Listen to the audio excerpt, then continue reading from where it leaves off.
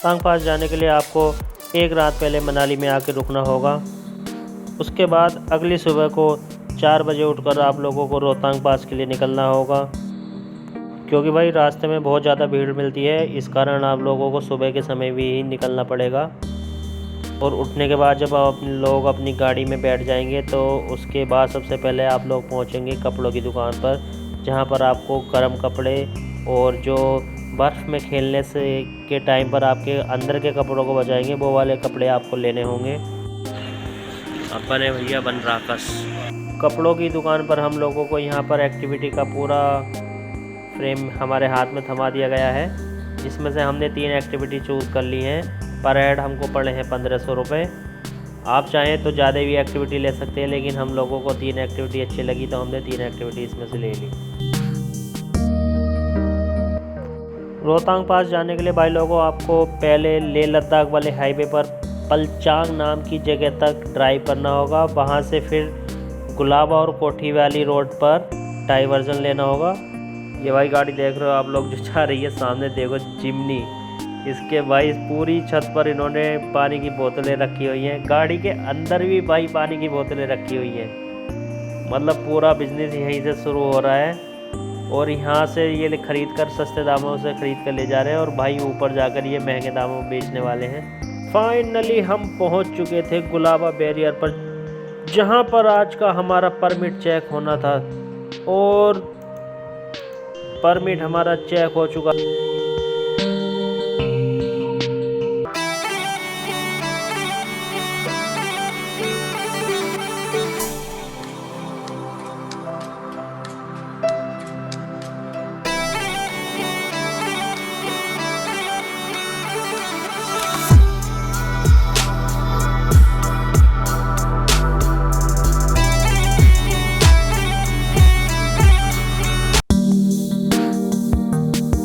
बिना परमिट के यहाँ पर किसी को आने नहीं दिया जाता है। गुलाबा बैरियर से वापस लौटा दिया जाता है। बाइकों का परमिट बिल्कुल भी नहीं बना हुआ है।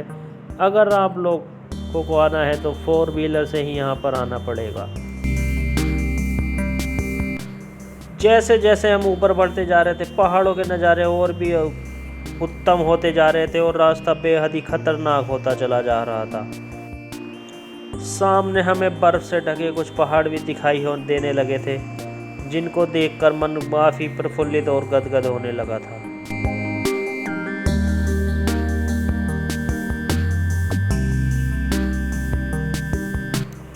तो भाई लोगों फाइनली पहुंच चुके हैं हम गढ़ी, जहां पर रेस्टोरेंट है और यहीं पर हमको रास्ता करना है।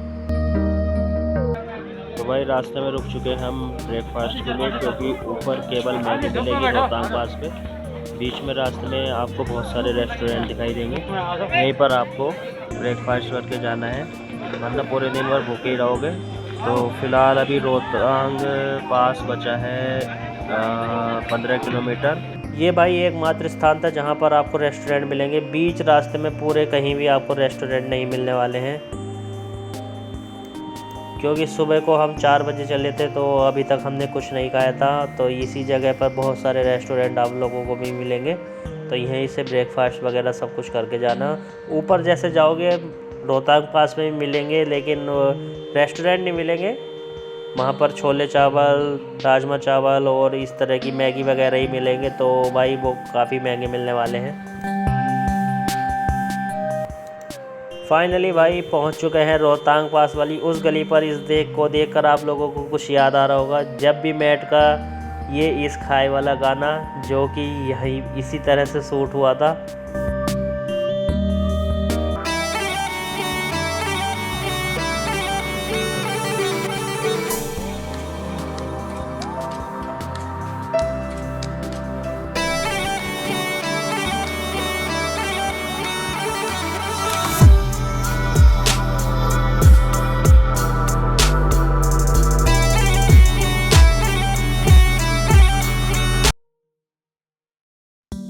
अब रोड बहुत ही अद्भुत एवं अकल्पनीय हो चुकी थी, क्योंकि पहाड़ों पर बर्फ हमारे साइड में साथ साथ चल रही थी।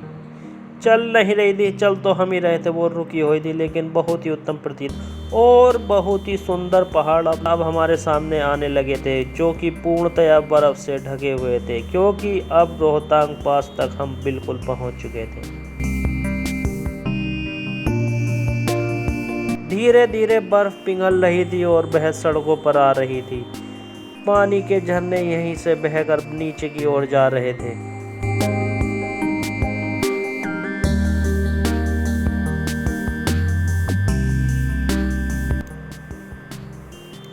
लीजिए, स्वागत है आपका रोहतांग पास में। अब हम मुख्य रोहतांग पास की सीमा पर आ चुके हैं।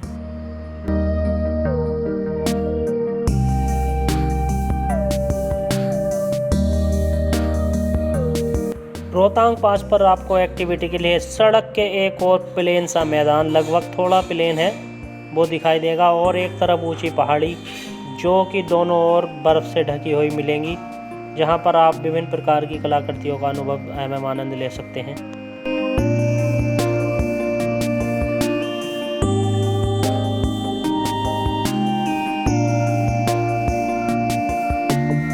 अब बारी थी मेरी पहली एक्टिविटी की, जो कि मैंने कभी भी नहीं की थी, क्यों इसमें मेरा गिरना बिल्कुल तय था। ये लो, मैं चल चुका था अपनी पहली एक्टिविटी की ओर, लेकिन बस क्या पूछूं, भागूंगा तो भागता ही जाऊंगा ऐसा लग रहा था मुझे। और ये मैं निकल चुका था अपनी मंजिल की ओर, और ये मंजिल पर पहुंचने से पहले ही मेरा डाउनफॉल हो चुका था।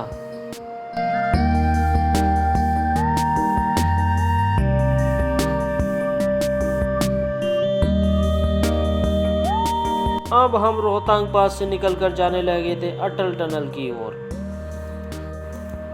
वह टनल जो कि एशिया का सबसे बड़ा टनल है, जिसकी लंबाई 9 किलोमीटर है। रोहतांग पास से आगे निकलने पर बर्फ काफी पिघल रही थी और पूरी ही सड़क पर पानी ही पानी हो रहा था। पहाड़ों की रानी अल्टो भी बहुत ही तीव्र गति से आगे की ओर बढ़ रही थी और यहाँ पर अधिकांशतः अल्टो ही गाड़ी देखने को मिल रही थी।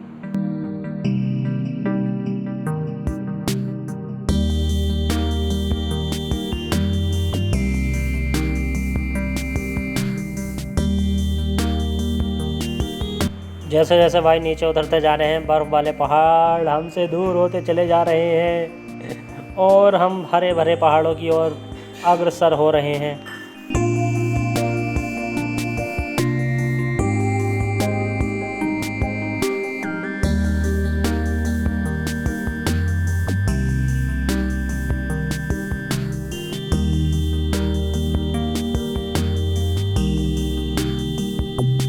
अब हम उस स्थान पर पहुंच चुके थे जहां पर हमको एक वाटरफॉल दिखाई दिया। इसको देखकर मेरे मन से निकला, वाह क्या नज़ारा है, अद्भुत, अति उत्तम, अकल्पनीय।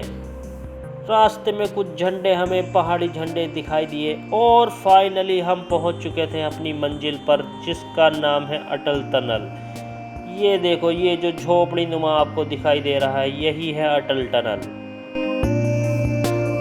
यहाँ पर गाड़ी रोकना सख्त मना था। ये पुलिस वाले भैया बोल रहे थे, तूने गाड़ी यहाँ पर लगाई कैसे, अब तेरी ऐसी की तैसी।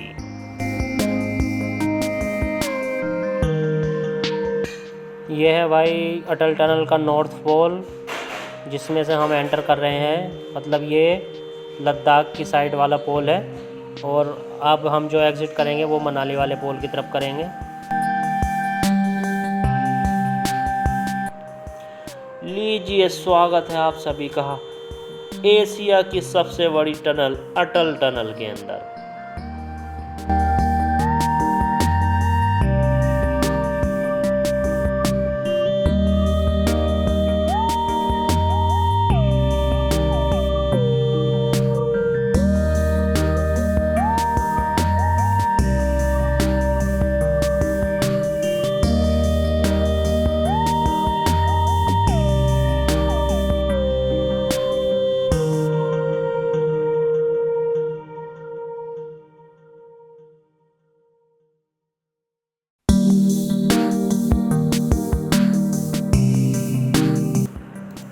फाइनली 9 किलोमीटर के बाद अब अंधेरे का माया जाल खत्म हो चुका था और हम पहुंच चुके थे रोशनी भरे क्षेत्र में। जाने में, रोहतांग पास जाने में भाई बहुत ज़्यादा समय लगा, लेकिन उतरने में बहुत कम समय लगा। लो ये है नॉर्थ नहीं साउथ पोल, ये है भाई साउथ पोल। तो भाई इस ब्लॉग को करते हैं यहीं पर ख़त्म। मिलते हैं नेक्स्ट ब्लॉग में, तब तक के लिए बाय बाय, जय हिंद, जय श्री राम।